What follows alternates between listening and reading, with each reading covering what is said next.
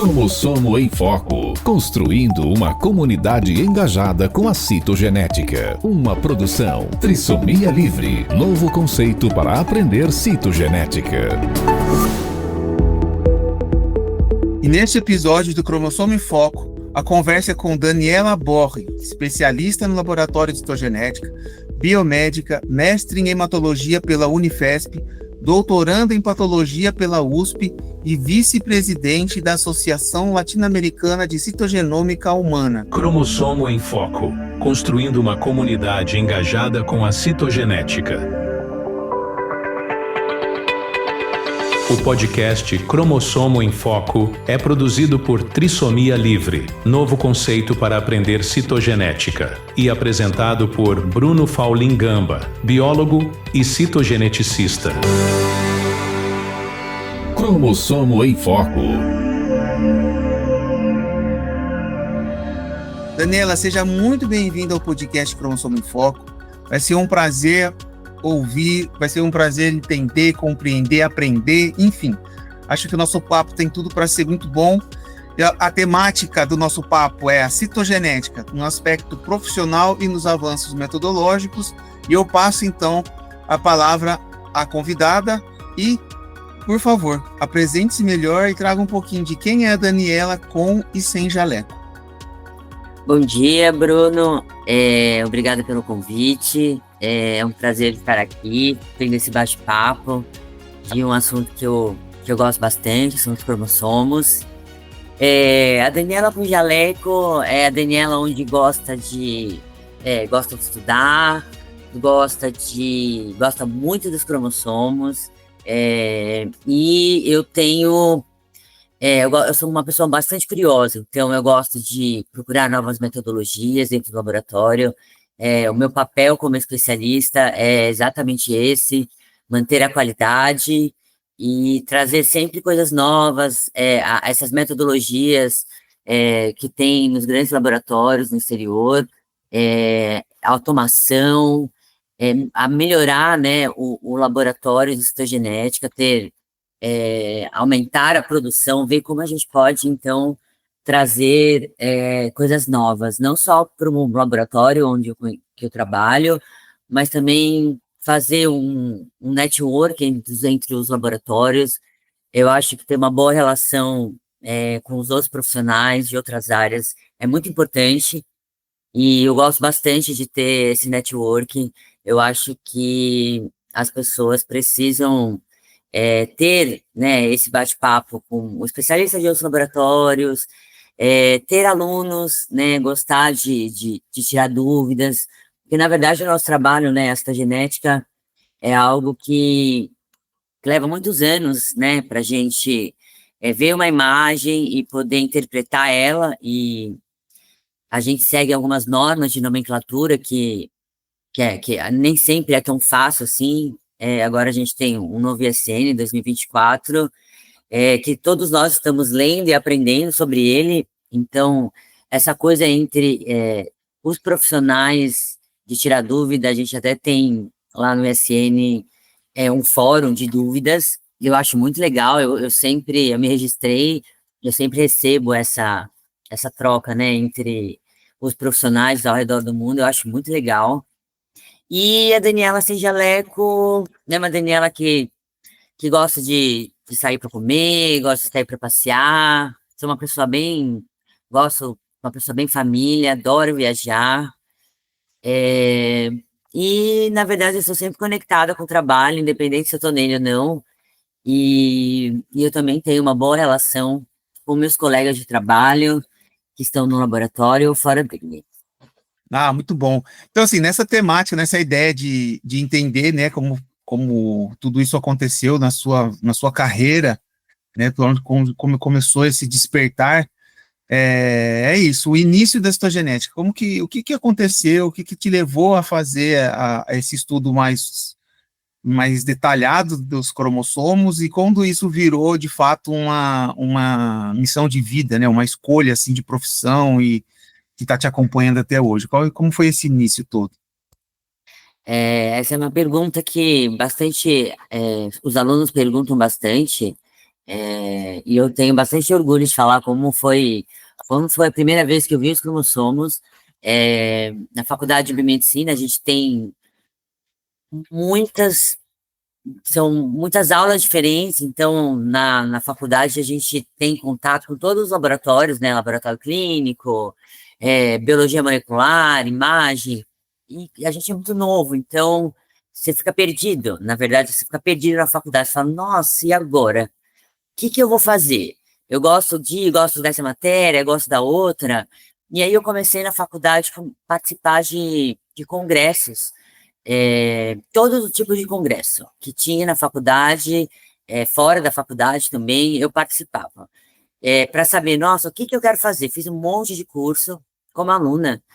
E eu teve um congresso que eu fui, de um grande laboratório aqui do São Paulo, e apresentava, né, todos os laboratórios que tinha dentro desse grande laboratório, quase todas as áreas, né, que tem dentro de um laboratório clínico.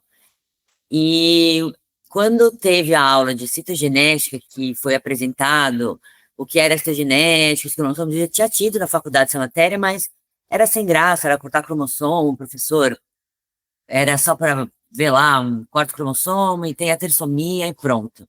Quando foi apresentada na aula que a importância da citogenética, principalmente na parte de onquemato, que traz um diagnóstico, um prognóstico, eu fiquei fascinada por aquilo. Eu falei, nossa, é isso que eu quero fazer. Então, onde eu decidi o que eu queria fazer na vida foi num congresso de alunos, para alunos, e eu vi lá a aula de citogenética, e aí eu fui falar com a minha professora de hematologia, falei, nossa, eu quero fazer isso.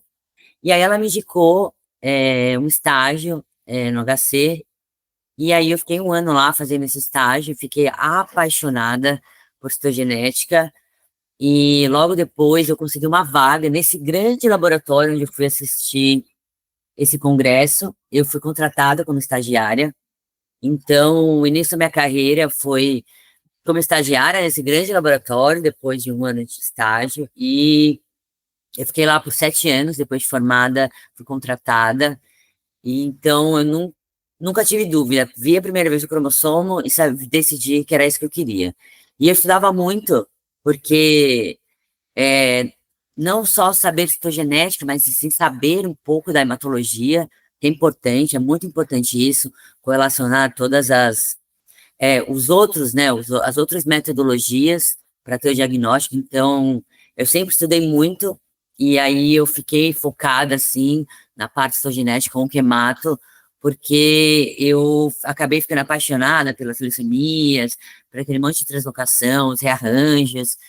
Então, foi na faculdade, em um congresso de alunos. É isso que essa é a importância, né, da participação dos alunos, assim, eu também acho que é bem relevante quando você tem a oportunidade de enxergar as coisas além da lousa e do livro, né, vai para o congresso, vai vivenciar, fala, o ambiente universitário é muito rico, vai atrás das coisas, se interessa que algo de interessante sempre acontece, eu tenho essa mesma opinião. Legal. E aí também, na sua apresentação com o Jaleco, falou que gosta de sempre estar inovando, buscando metodologias novas, buscando principalmente uma forma de aumentar a produção, né? E aí você fez, enfim, um processo de implementação de inteligência no seu laboratório, né? E como que foi isso? Quais foram os desafios que você teve? Então, o que te realizou nessa jornada, nesse processo aí dessa implementação?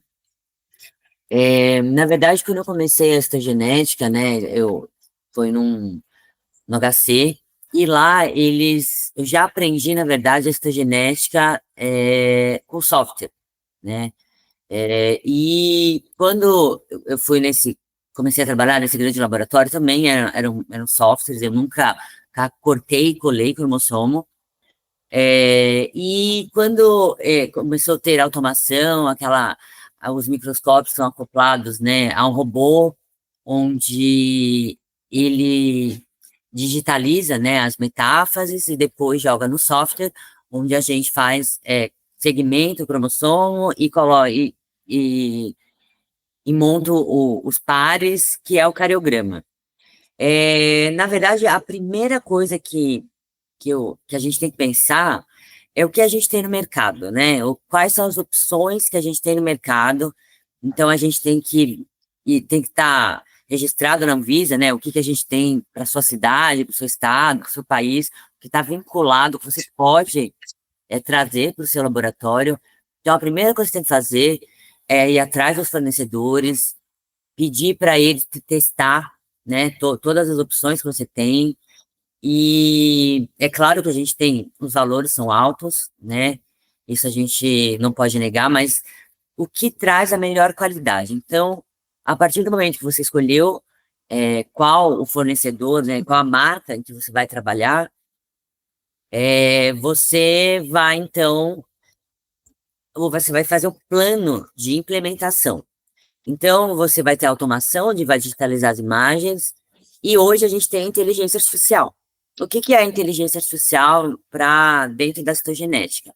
Na verdade, é um DNN, né, onde ele tem um banco de imagens que tem milhões de parâmetros para um único cromossomo, e você também tem que, esse fornecedor é uma inteligência artificial comercial, que você precisa, ele vai trazer vários bancos de dados, de imagens geradas de outros laboratórios, não o seu. Então, você vai ter que testar qual banco de dados que equivale aos seus cromossomos que você tem dentro do seu laboratório.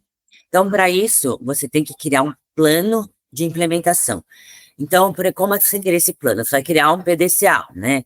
Então, você vai utilizar uma ferramenta de implementação. Então, você vai ver fornecedor, valor, entrega, e depois, então, dentro do laboratório, criar, então, essa validação. A validação, na verdade, o equipamento, a automação, a inteligência, não é simplesmente você trazer para o seu laboratório, colocar o microscópio na tomada e ele está funcionando. Não. Você vai ter que entender, você tem que ser treinado, né, pelo fornecedor. Inclusive, você tem que deixar isso muito bem alinhado com o seu fornecedor. Eu quero um treinamento para eu poder formatar, não, para eu poder parametrizar do jeito que eu quero. Então, assim, o que é automação? A automação, você vai colocar imagens, né, do seu laboratório, e para isso olha, para ficar bom de verdade, leva um ano. Porque ele vem lá, coloca algumas imagens, faz os testes e vai embora. Aí você vai lá e fala, olha, não tá bom, ele tá deixando passar metáfora, ele tem que voltar. E ele tem que te treinar. Porque, assim, o equipamento, ele tem sensibilidade, ele tem especificidade, ele tem tudo. Tudo que a gente, como se fosse validar um exame. Então, não é simplesmente você ligar na tomada. E, por exemplo, a inteligência artificial, eu tenho que comparar o tempo, eu tenho que ver qual banco de dados, a melhor resolução dentro do meu laboratório, o meu bandamento. Então, assim, isso tudo leva, no mínimo, para você implementar cada uma dessas coisas, leva no mínimo um ano.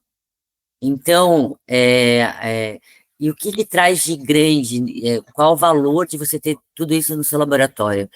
A inteligência, a automação, ela nunca vai substituir a interpretação final do citogeneticista. Eu estou vendo isso o que ele traz de bom. Eu tenho mais tempo para avaliar o meu cariograma. Então, eu comparei os tempos, depois da implementação, eu fiz uma análise de comparação, essa mesma metáfora, quanto tempo leva o manual e quanto tempo leva utilizando a inteligência artificial. Eu tive um ganho de produção de 75%, que a minha meta, quando eu iniciei, né, todo esse procedimento, era de 25%. Então, assim, foi muito mais do que esperado. E o que a gente ganhou? O que o laboratório ganhou com isso? Eu ganhei mais tempo para trabalhar com a qualidade final do meu resultado. Eu ganhei tempo para interpretar melhor o cariograma que ele me traz pronto. Ele, por exemplo, um cariótipo super complexo, um cariótipo monossomal. Então, assim, eu tenho tempo de correlacionar esse cariograma com um resultado, por exemplo, de estometria de fluxo, né, para um quemato. Eu tenho tempo de comparar esse resultado com o mielograma. Então, quem ganha com isso, na verdade, é o paciente ou o médico, né, que é o nosso cliente, que vai receber esse resultado final. Então, eu hoje até, um spoiler, eu estou ajudando a criar com essa empresa um classificador para anemia de Fanconi, que, assim, é um projeto em que a gente está criando, vai usar essa mesma DNN, e eu vou validar. Então, depois, esse classificador, e a ideia é que ele já traga a ideia é que eu já vou levar para o fornecedor quais são os valores de referência prontos. Então, vai ser um trabalho, eu acredito que vai levar um ano, mas a inteligência artificial está aí para ajudar, dar mais tempo para o estogeneticista olhar o cariograma e interpretar ele. Isso acho que emenda bem com a próxima, teoricamente, a próxima pergunta, mas só para completar, né? E aí, você está falando da automação e da inteligência. Acho que isso, de fato, nos últimos anos foi a grande inovação. E aí a gente falava por muito tempo assim, lá atrás, nossa, a citogenética vai morrer.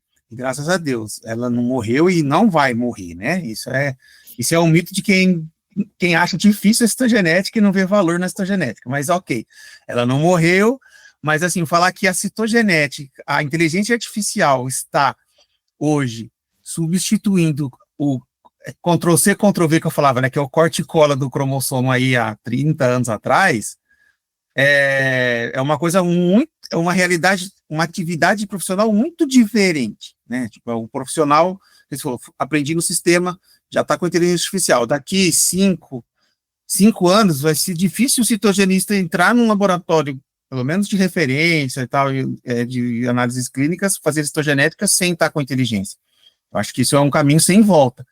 Mas para fechar sua opinião, sua experiência, você como que você vivenciou tudo isso e você acha mesmo, concorda com isso que eu falei, né, da evolução, da acessibilidade, essas inovações todas, ou você ponderava alguma outra coisa aí dessa minha fala? O que eu acho que a citogenética e todas essas novas metodologias, né, tem toda a histogenômica, tem várias novas metodologias, e as metodologias mais antigas, né, como a Biomol, eu acho que todas essas metodologias juntas, elas trazem um laudo final, um diagnóstico final para o paciente. Eu acho que as metodologias se complementam. Então, por exemplo, hoje existem coisas na citogenômica ou NGS, por exemplo, a gente tem um clone de 10%. Então, que tem algumas metodologias pegam, outras não. A citogenética trabalha com clone vivo, pensando em um quemato, uma célula, né, viável, uma célula ali que está se multiplicando, e eu já tive correlação, assim, com outras metodologias, em que a importância dessa célula que está em cultura é eu pegar o clone e as outras metodologias não pegarem. Então, a citogenética não vai morrer, na verdade, a citogenética, as outras, né, as outras novas metodologias, elas vão se complementar, né, o que uma tem uma sensibilidade, essa acessibilidade para, nessa metodologia, é melhor do que a citogenética, e a citogenética que vê o todo, então a citogenética, ela vai direcionar a próxima metodologia. Na verdade, eu concordo com você de que as pessoas falam que a citogenética vai morrer, são aquelas pessoas que acham citogenética difícil. E ela é mesmo. Não é fácil, né? Quantos anos a gente leva para poder ali identificar um cromossomo rapidamente? não é fácil. E ainda a gente tem a nomenclatura, né? Não só identificar o cromossomo, mas a gente trazer ali a nomenclatura citogenética, que é difícil, Dominar, né? controversa. Aqui, o fiche metáfase, nossa, é bastante complexo, e agora a gente unificar todas as metodologias dentro da citogenômica, isso eu achei uma coisa muito legal, mas nós, citogenetistas, temos a missão de interpretar isso para a pessoa que não estudou, né, não sabe, não vai ler ISN, por exemplo. Então, eu acho que a nossa maior missão, quer dizer, além da gente fazer o cardiograma, da gente escrever a nomenclatura, é a gente interpretar para que isso tenha uma linguagem para que as pessoas que não são citogenistas entendam. Isso que eu acho que é uma coisa bastante importante. Uma coisa que você falou sobre a inteligência, eu talvez me preocupe um pouco, são os novos citogeneticistas, né? Acho que aprender com a inteligência artificial, eu não sei como vai ser isso. Isso é uma coisa assim que a gente vai ver no futuro. Mas, por exemplo, os alunos de pós-graduação, eles não cortam mais, né, no software. Pode ser que ele nunca vá precisar fazer isso, mas eu acho legal a gente ter esse contato de cortar um cromossomo sobreposto, onde você vai ter o contato ali com as bandas, com as subbandas. Então, a gente talvez tenha que pensar um pouco na parte educacional, na formação desses novos profissionais, como vai ser. Talvez eles não precisam passar pelo que nós passamos, mas é uma coisa que a gente vai ver no futuro, que será mesmo, mas talvez me preocupe um pouco essa parte. E aí, bom, tá assim, você trouxe a genômica, você trouxe a biomol, tem a citometria de fluxo também, né, no fenotipagem, enfim. E aí você até falou, inteligência artificial, se a gente pensar em educação, talvez ela é um mistério, né, é uma preocupação sua.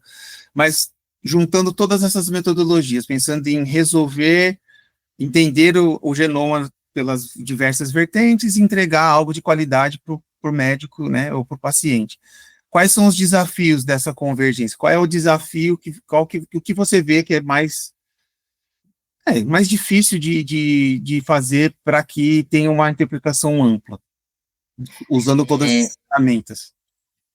Na verdade, isso por exemplo, nos grandes laboratórios de referências, né, fora do país, na verdade, eles têm a TI, onde eles relacionam em tempo real todos os resultados, né? E aí o médico recebe, então, a interpretação final já com, por exemplo, em um cremato, a um medicamento alvo que ele poderia usar ali. Então, eu acho que o mais importante da correlação de tudo isso é a gente entregar o resultado o quanto antes, né? Então, toda essa parte tecnológica que a gente tem hoje, a gente conseguir entregar o resultado o quanto antes e a gente poder integrar todas essas metodologias de uma forma fácil de interpretar. Então, por exemplo, o médico, na verdade, ele estudou para ser clínico, por exemplo. A nossa função dentro do laboratório é levar o resultado para o médico. O médico vai receber um monte de resultado, que cada um tem um formato, uma forma de interpretar, uma metodologia diferente, uma sensibilidade diferente. Olha, eu detectei uma fusão gênica nesse, eu detectei uma translocação nesse, detectei uma população na citometria de fluxo.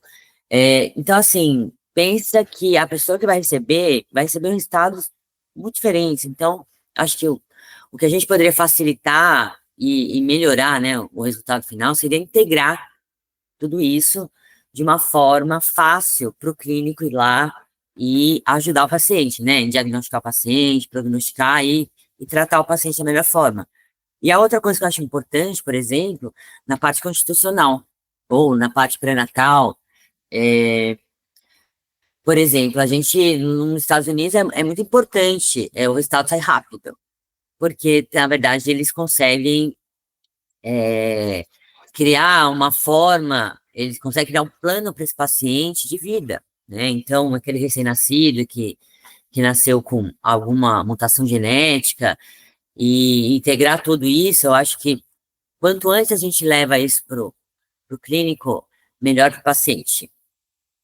Certo. Aí ouvir sua opinião. Como que você enxerga essa integração numa linha do tempo? Porque tem exame que sai de um dia para o outro. O cariótipo demora sempre um pouco mais em função do cultivo e tal. Então, você, cada setor ou cada área disponibiliza a sua informação, porque, por exemplo, às vezes uma citometria de fluxo já dá um bom adiantamento para o médico antes do cariótipo. Mas, no final de tudo, você pensaria numa integração, tipo, um reporte final de toda a avaliação daquele paciente, ou de alguma forma só chegaria a informação do médico, sei lá, 3, 4 dias depois, mas com tudo, né, com todos os exames realizados. Como que você vê isso? Como que você pensaria isso na prática? Eu fiquei curioso. Na verdade, eu acho que o médico tem que receber em tempo real as metodologias que saem, que tem um resultado muito rápido, ele tem que ir recebendo cada uma dessas metodologias, e eu acho que depois esses resultados têm que ser colocados em um laudo, um reporte final, assim, de uma forma simplificada, e algumas sugestões de literatura também, porque pensa que para cada paciente, quanto esse clínico tem que estudar tudo isso. Então, por exemplo, a gente interpretando todas essas metodologias e a sensibilidade, por exemplo, o clínico recebe, olha, o paciente foi positivo para um rearranjo para um transcrito na Biomol, no NGS, nas citometrias de fluxo e na citogenética, a translocação com alterações adicionais. É importante essas alterações adicionais? Ou o cariótipo complexo vai mudar aquele rearranjo? Então, assim, a gente sabe a resposta disso. Então, quando uma pessoa deve saber interpretar todas essas metodologias e dar a sugestão final, mas às vezes um transcrito, um rearranjo, tem que ser tratado quanto antes. Então, quem tem o resultado antes, o médico já tem que ir lá e agir nisso, mas talvez um prognóstico ali do laudo final de todas as metodologias, eu acho que ajudaria bastante pro clínico. Interessante, legal. Não tinha pensado assim, nessa integração, não, mas é relevante mesmo. Nos casos críticos por exemplo, uma translocação, uma EPA, você tem que liberar logo, né? Vai do dia para o outro, o médico tal.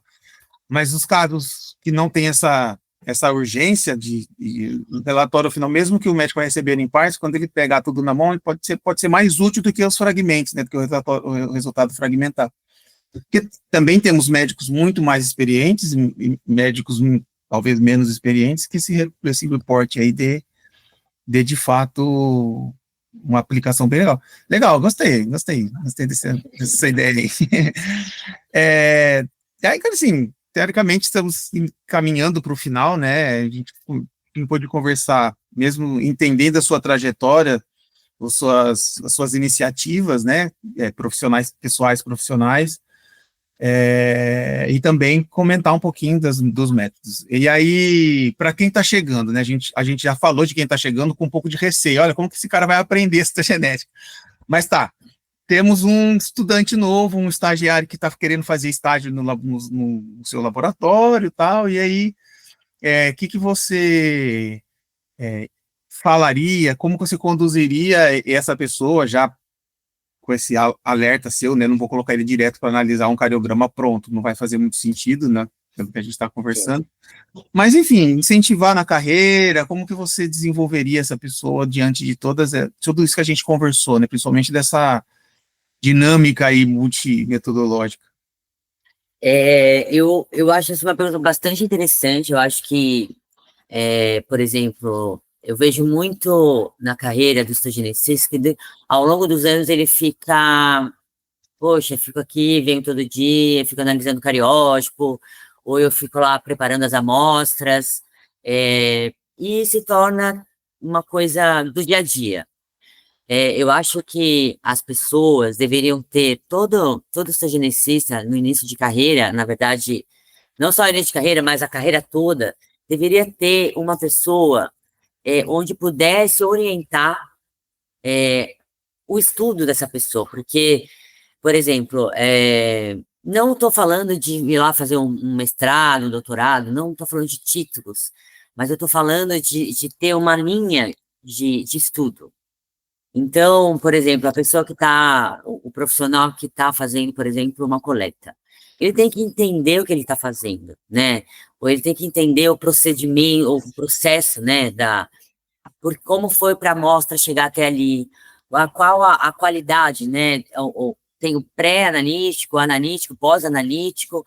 Acho que ele tem que entender todos os passos e ele tem que entender um pouco daquilo que ele está fazendo, aquele resultado que ele está entregando, que ele sabe que é para um paciente. Então, para esses profissionais, eu acho que ele tem que, por uma pessoa mais experiente, tem que falar, olha, eu quero me desenvolver, me ajuda a seguir um plano de estudo, né, uma linha de estudo para eu poder aprender mais e não só ficar lá na bancada ou só lá na frente do microscópio ou de uma tela de computador. Você precisa ter um orientador para você, um orientador de estudo e de carreira. Eu acho que isso faria a diferença na carreira de todo mundo. Bem legal. E é isso mesmo, acho que talvez seja algo que deve, de fato, ser aplicado, né? Assim, a gente tem realidades talvez diferentes, né? Tipo, você pensar num ambiente, num ambiente universitário, num hospital universitário, essa flexibilidade de tempo seja mais tranquila. Você pegar um laboratório que visa produção, que visa meta, e que você tem ali o dia a dia mesmo cronometrado e metrificado, talvez essa disponibilidade seja um pouco mais escassa, mas ela não deixa de ser importante.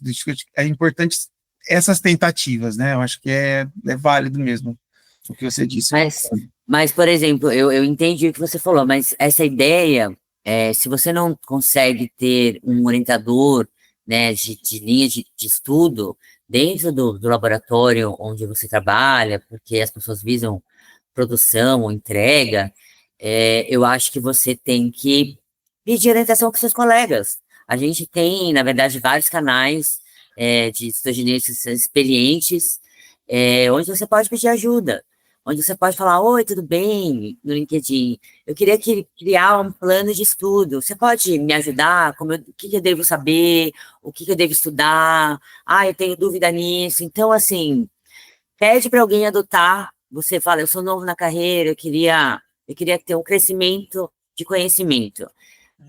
A gente tem estagiaristas, nós somos um grupo muito pequeno, então eu acho que é muito legal, acho que uma pessoa experiente jamais falaria não para uma pessoa que está querendo aprender, que eu acho que quem faz estagiária faz por amor, faz porque gosta, e ele tem que sim se dedicar a estudar fora do trabalho, e na verdade os alunos de pós-graduação que a gente tem, são poucos, são 2 por ano, né, que a gente forma, e eu falo isso, você tem que ter uma ideia, um plano de estudo. Não é simplesmente, você vai sair daqui, vai começar a trabalhar, vai lá, trabalha no seu laboratório e vai embora. Não, que ele desenvolva isso, peça ajuda para qualquer profissional que ninguém vai falar não para uma pessoa que quer aprender. Com certeza. Tá, e agora sim, acho que a gente pode falar um ponto importante, né, um dos últimos tópicos aí da nossa conversa, que é a Associação Latino-Americana de Citogenômica Humana, né, de todas essas atribuições, tu adquiriu mais uma recentemente, né, vice-presidente da associação, e aí usa esse espaço para comentar da associação, os desafios, os propósitos, como que a associação vai trabalhar, enfim, como que vai aí fortalecer de alguma forma a citogenética no território da América Latina. Então, assim, fala desse novo desafio para a gente. Falo com prazer. Na verdade, a associação ela foi criada exatamente nesse contexto que eu acabei de falar, onde a gente recebeu uma visita no laboratório do Pablo, do presidente de Montevidéu. A gente conheceu no congresso e ele foi até o laboratório e ele expôs, né, o problema que ele tem, o problema que ele tem, né, no laboratório lá em Montevidéu, entre os laboratórios, né, os outros laboratórios de lá, e que era muito difícil encontrar um profissional que tinha conhecimento, que tinha experiência. E aí a gente falou, vamos trabalhar, vamos ver o que a gente consegue fazer sobre isso. E aí o meu papel e o dele foi procurar referências de citogeneticistas em diferentes países da América Latina. E a partir disso a gente começou a ter reuniões online onde cada um expôs, né, as dificuldades de se trabalhar com citogenômica em seu país. E os problemas foram muitos, né?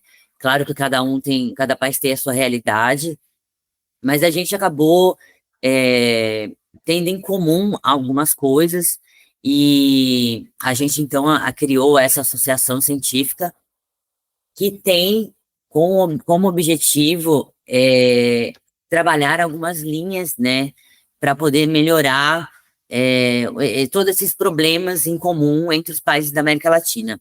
Eu vou comentar um pouco a gente está desenhando os projetos, mas quais são essas linhas de trabalho, né, essas comissões, que a gente chama de comissões, que a gente vai trabalhar.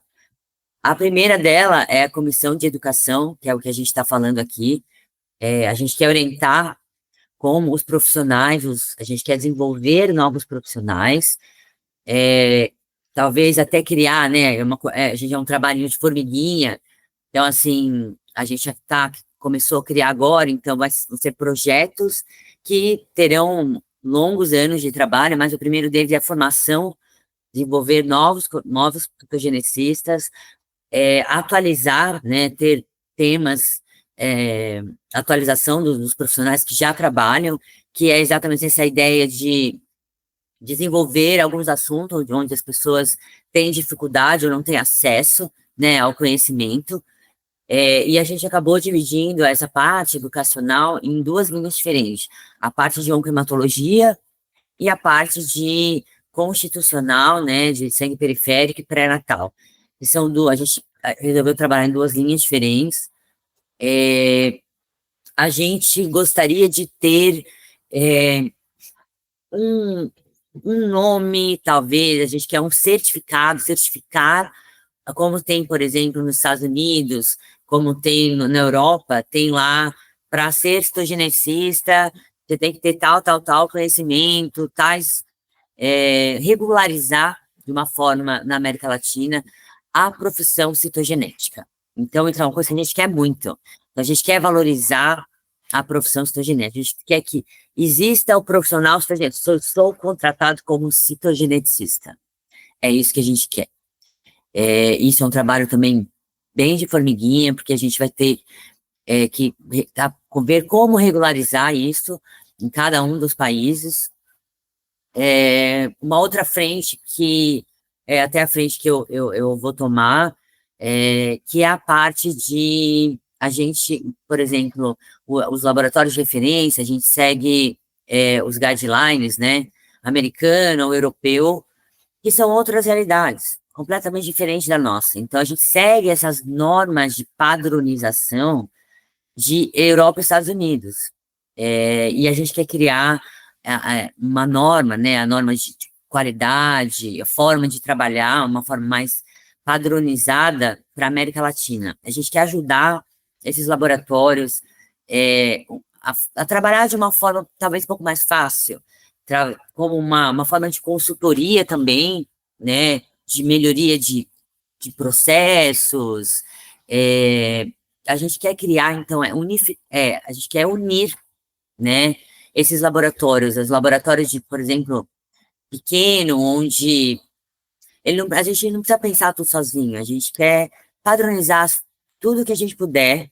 Então, a ideia é que a gente passa um pouquinho, né, conheça a realidade de alguns países, já conheci alguns países da América Latina.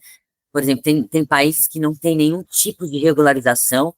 Cada laboratório de citogenética dentro desse país, ele trabalha como ele quer, ele lauda como ele quer, o prazo tanto faz.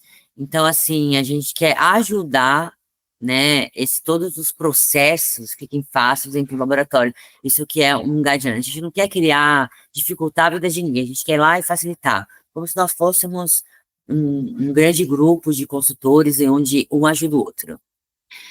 Uma outra linha que é bastante importante, é, que é o que a gente está trabalhando agora, a gente quer conhecer os laboratórios, então a gente quer criar um censo, né, que é até a parte que você também está trabalhando.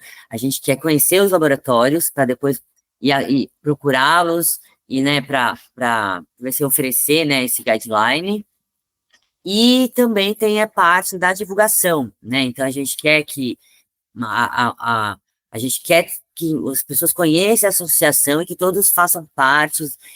E então a gente está criando essas redes sociais, estamos indo atrás de criar o site, para que seja um canal dos fitogeneticistas da América Latina, que a gente não precise só pensar aqui nos Estados Unidos e na Europa, nós também temos nossa realidade.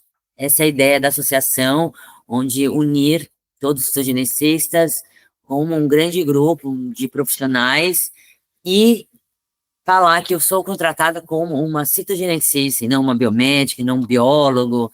Isso é uma coisa que é um sonho, acho para todo fitogeneticista. Muito bom, vamos trabalhar. É isso. Então tá, ó, a gente pode concluir, só voltando a palavra, para que você se achar necessário trazer algo que a gente não conversou, um ponto de vista, ou enfim, um assunto que eu não te perguntei, que a gente não explorou aí no nosso bate-papo, que seja de alguma forma relevante, né, você apontar, e aí assim a gente chega ao fim, vai encerrando com assuntos a serem refletidos aí pelos nossos ouvintes por algum tempo. Eu acho que eu falei tudo que eu gostaria, mas como uma palavra final, eu acho que os fitogeneticistas, a gente tem que se unir, a gente tem que trocar figurinhas, a gente tem que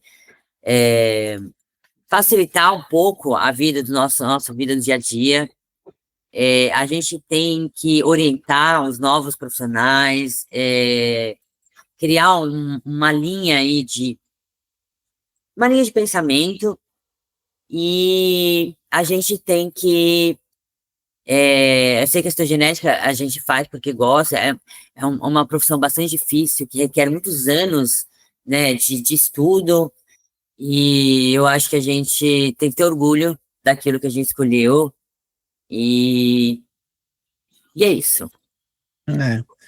Tá ótimo, de bola. Maravilhoso, adorei a nossa conversa, acho que foi leve, né? Foi produtivo, acho que é interessante para quem já é citogeneticista, acho que te ouvir vai ser interessante para quem está começando, acho que sempre, em cada ponto desse, você deixou aí uma ponta para a pessoa fazer uma autorreflexão, para quem vai começar a se entusiasmar, enfim, muito obrigado. Obrigado mesmo pela participação, pelo seu tempo, né? Eu sei que o quanto é corrido a gente arrumar uma agenda, e fiquei muito feliz. Você aceitou o convite, que você acrescentou como foi feito agora, né? Nessa conversa, acho que foi muito produtiva. Muito obrigado mais uma vez. É isso, sou muito feliz e muito obrigado. Eu que agradeço, Bruno, e vamos aguardar, então, que a associação consiga unificar, né? Unir todos nós. Muito obrigado pelo convite. Não, com Tchau, certeza. tchau. Com certeza, obrigado. Então, esse episódio foi com a Daniela Borri, ela é especialista de laboratório, doutoranda em patologia e vice-presidente da Associação Latino-Americana de Citogenômica Humana. Eu conversei com a Daniela sobre aspectos profissionais e avanços metodológicos. Cromossomo em Foco, construindo uma comunidade engajada com a citogenética. E para vocês que estão nos ouvindo, gente, eu deixo aqui o convite para ouvir os próximos episódios e acessarem o @trissomialivre, que é um Instagram dedicado à citogenética, que eu faço parte, que eu sou o criador. E lá vocês vão encontrar tanto informações de citogenética como informações do podcast Cromossomo em Foco, porque lá no Trissomia Livre a gente fala oficialmente em nome deste podcast. Cromossomo em Foco. O podcast Cromossomo em Foco é uma forma auditiva de informar, engajar e envolver pessoas através dos conteúdos relevantes sobre citogenética, permitindo um relacionamento direto com o público e potencializando oportunidades, aumentando o network e estreitando um relacionamento entre ensino, pesquisa e serviço. Nós acreditamos que o podcast Cromossomo em Foco é uma maneira clara e objetiva de comunicação, destacando-se sob demanda, ou seja, quando você apertar o play. Cromossomo em Foco. O Cromossomo em Foco pretende construir uma comunidade engajada com a citogenética.